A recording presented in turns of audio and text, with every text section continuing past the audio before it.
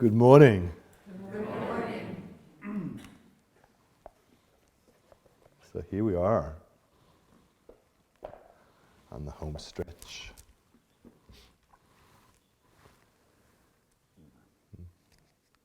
So how about that thunder shower yesterday? How amazing was that? I love thunder showers. As a kid growing up in a city in England, a very industrial city, in those hot and sticky days, as a little kid, I used to love to just sit on the stone doorstep, outside the entrance to the living room of the house, and in my uncle's house, and just look out to his tiny garden, very proud of his little English garden. It was very small, and he grew these blood red dahlias, which have become a symbol of great healing for me lately. And the rain and the thunder, so the rain would wash away, because it was a kind of a old Victorian courtyard, very industrial town where the workers used to live in these places.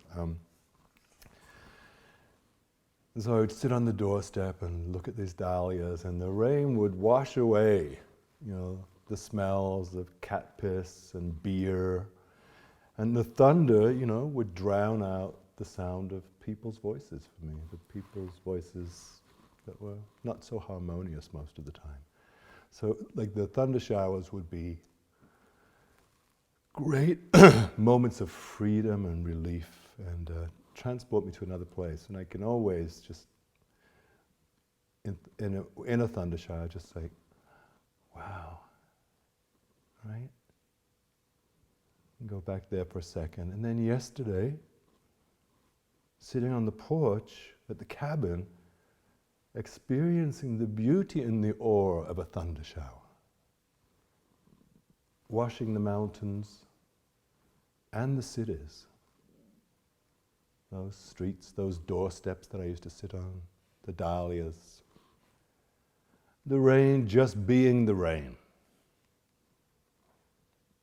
Just being rain wherever it lands. Washing everything.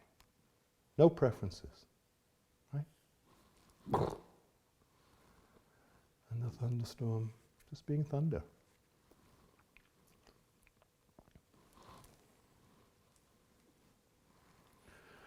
I'm going to read a poem by a contemporary Korean poet, Ko-un.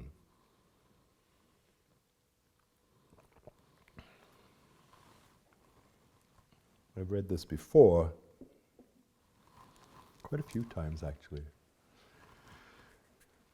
So for those for whom this is the first time, open your ears. It's called In a Temple's Main Hall. Down with Buddha.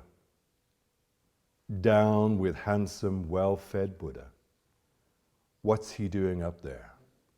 Oh, so casually elegant, wispy beard. Next, break down that painted whore of a crossbeam. A dragon's head?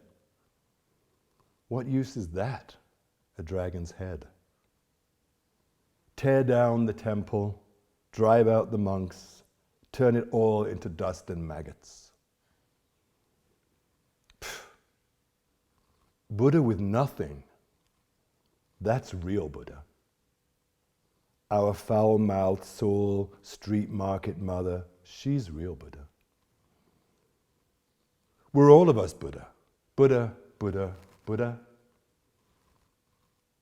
Living Buddha? One single cigarette. Now there's a real cool, holy Buddha. Nope, not that either. For even supposing the world were a piece of cake, with everyone living it up and living well, in gorgeous, high-class gear, with lots of goods produced thanks to Korean-American technological collaboration. Each one able to live freely with no robbing of rights. Paradise, even. utter Eden, unequaled, plastered with jewels. Still, even then, day after day, people would have to change the world. Why, of course, in any case, day after day, this world must be overturned and renewed to become a newly blooming lotus flower. And that is Buddha. Down for sure with 1,500 years rolling on, foolish, rolling along, rumbling along. Time fast asleep like stagnant water that stinks and stinks.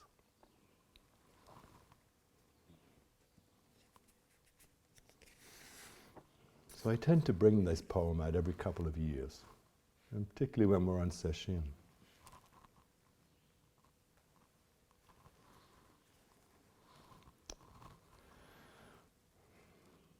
I see this poem as a koan.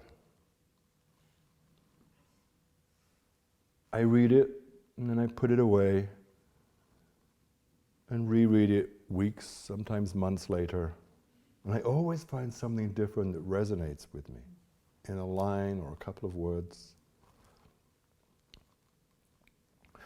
For those of you who are beginning to work with koans, I invite you to take a look at this poem and tell me which of Koryu's koans, our beginning sheet of koans, which of these koans contains elements of this poem for you, or vice versa. Possibly, maybe not. For me, there's a great richness in this poem and a particular koan in that series. And again, koans are individual to us all, so it's not a test.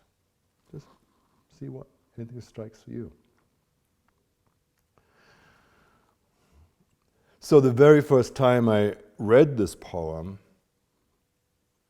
I thought, wow, he's really going against the stream.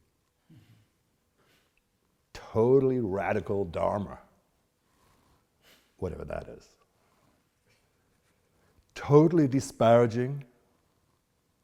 He sounded really pissed off. And I could relate to him. You know, it's like, yeah, man, you know, ripped out all those temples. Yeah, this is Buddha smoking in the street, yada, yada, yada. It's my kind of dharma. It's my kind of Buddhism.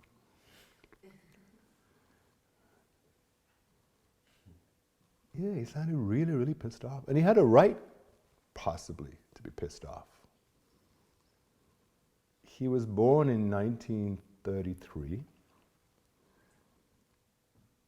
In 1952, he became a Buddhist monk, and he was a monk for 10 years. The Korean War in 1950 really, really impacted him. He lost a lot of relatives and friends during that Korean War. And he became an activist in the democracy movement in Korea in the 70s. And as a result of that, he was imprisoned 3 times. He was tortured and beaten.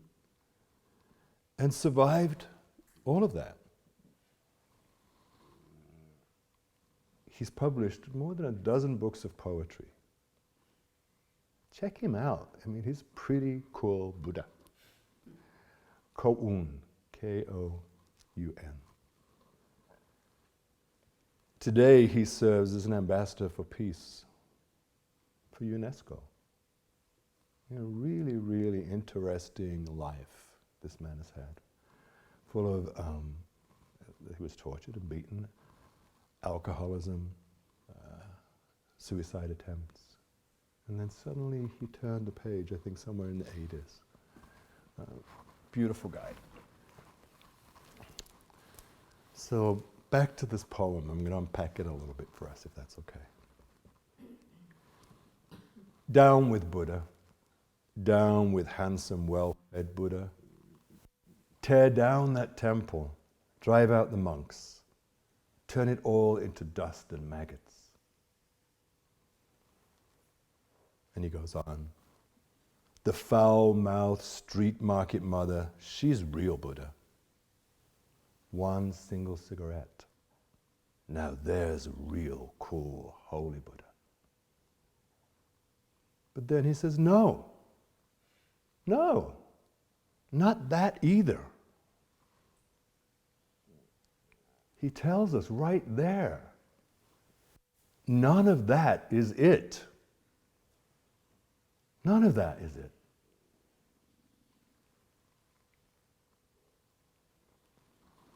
For even supposing the world were a piece of cake, with everyone living it up and living well, utter Eden, unequaled, plastered with jewels, still even then, day after day, people would have to change the world. Right? Even in this bejeweled, utter, unequaled Eden, it has to change. Nothing is permanent. Nothing is real.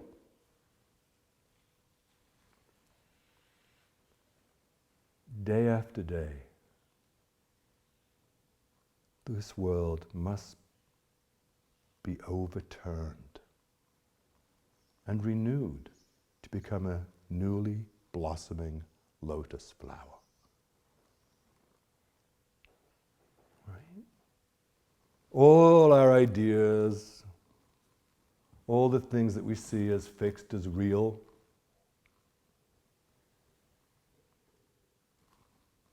all has to be overturned at some point. Not that we have to tear down this temple. In our mind is where the dismantling comes. When we think that this temple is it. When we think that the center on 23rd Street is the answer. It all has to be pulled down. Because it's not about that.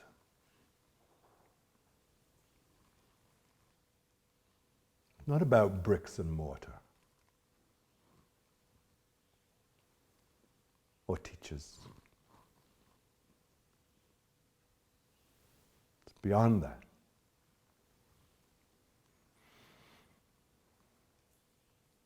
So I see this poem today very differently. I don't see it as defiling the Dharma as I did when I first read it. I see him laying it out here really clearly.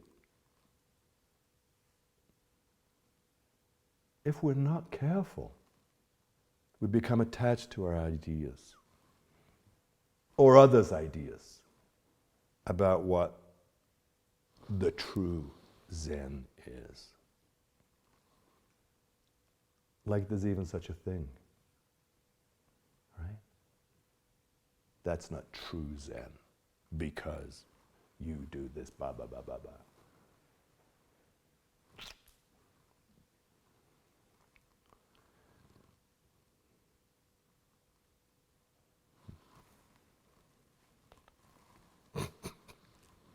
True Zen.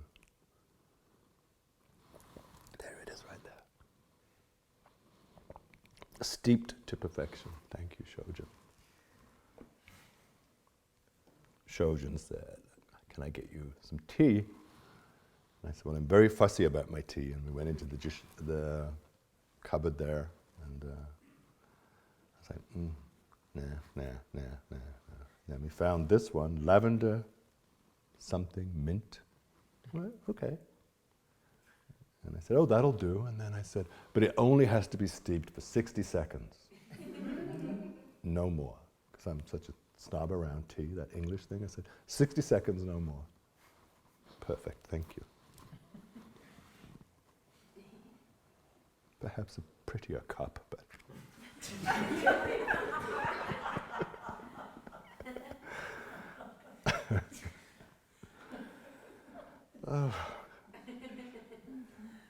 Spending time in session is incredibly important for the deepening of our practice.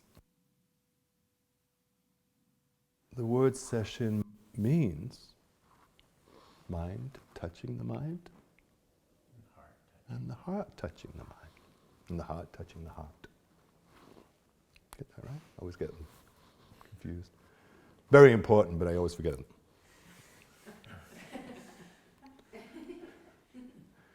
We have moments of breaking through our conditioned mind, seeing things differently, in new ways.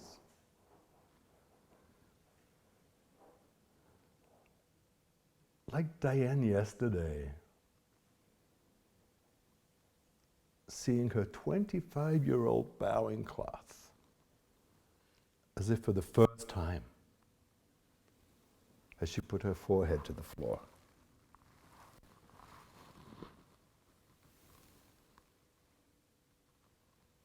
It doesn't matter that moment. It doesn't matter. Nothing else matters. That moment was that moment, containing everything. This beautiful temple, the mountain, the entire universe in that split second. And then poof, gone. Gone.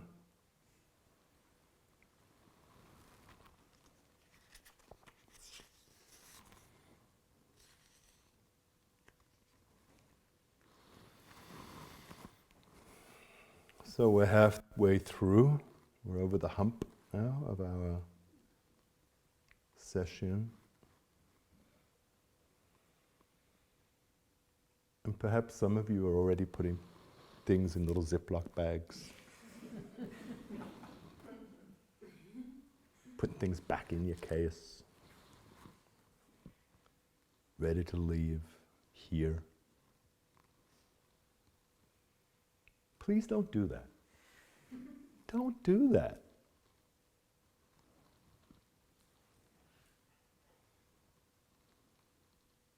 Keep the suitcase open.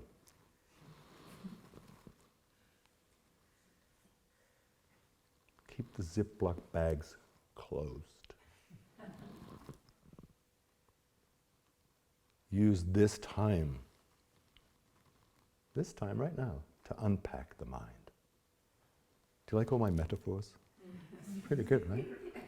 Keep the Ziploc bag closed, case open, unpack the mind. But seriously, this is not about getting ready to leave. It's about being here.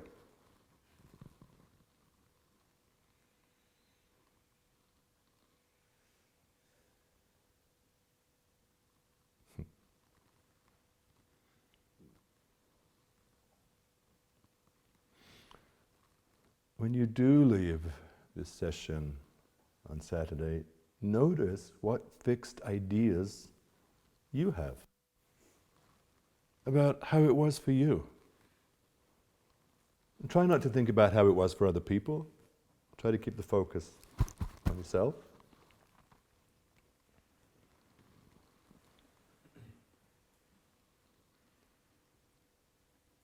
Notice what you think is good, bad, hated that, loved that.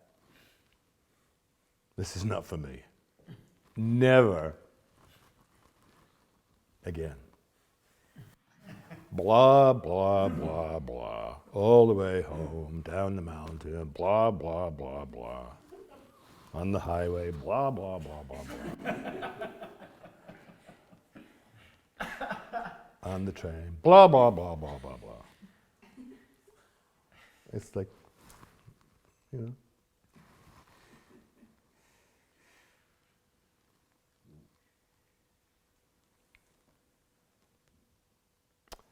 There's a great vignette here from American Zen Bones of Maizumi Roshi. Stories of Maizumi Roshi. I think it's really sweet.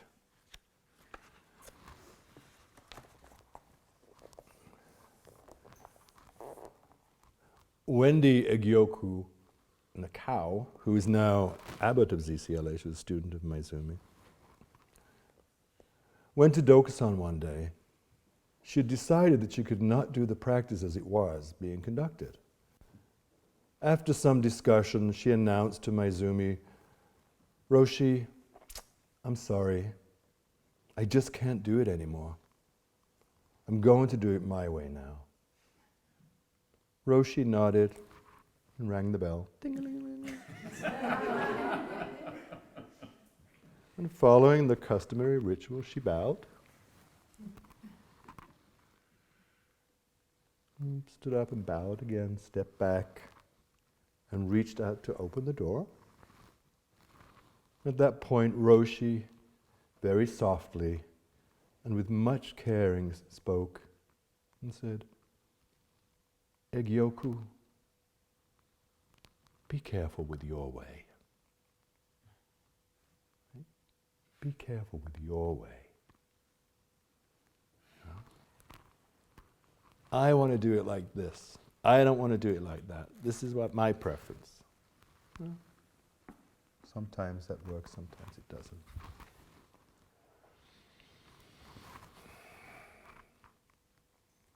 So great to look out and see all these faces changed over the last few days. So much openness, softness. Either that or you're asleep. I can't see back there. But you look very soft enough.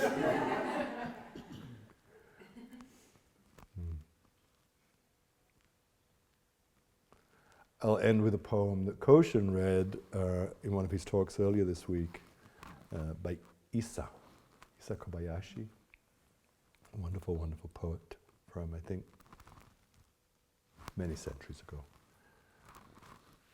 This is it. "Full moon, my ramshackle hut is what it is. Full moon, my ramshackle hut is what it is." There it is. It's all right there in those 9 words. It's just this. The full moon. The little Tweety birdie thing out there. If I were a country boy, I'd know what that was. It's a bird tweeting. As I look down the zendo here, that incredible, huge stone Japanese lantern. Wow. Right there, the sun shining on that. And actually, this ramshackle hut, let's not get caught up in some golden temple. It can be just as ramshackle as it can be beautiful. Just like our life. Please take care of each other for the next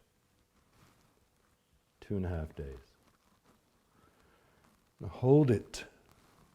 Hold this container for those who are taking Jukai on Saturday. Those who have been studying these precepts for the last year almost.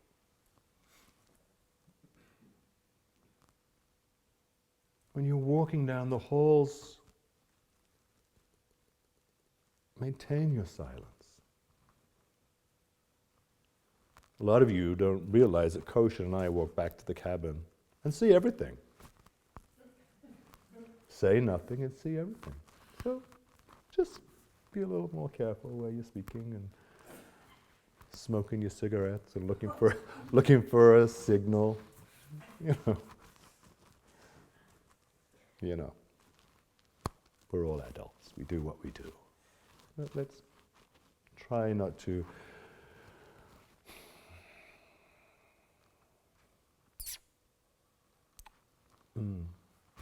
can't think of the right word, but other people are not doing that. And they want to maintain inward silence. So it's about respecting their session. You can do whatever you want. I mean, we're all free to do whatever we want. But you came here for a reason. You came here to unpack your mind, to do things differently. So if you've spent the last days, flitting around from one thing to another. All right. You still have an opportunity to go deep. You still have an opportunity to be fully here. Some of us, maybe not. But some of us, yes. Again, please take care of yourselves and each other.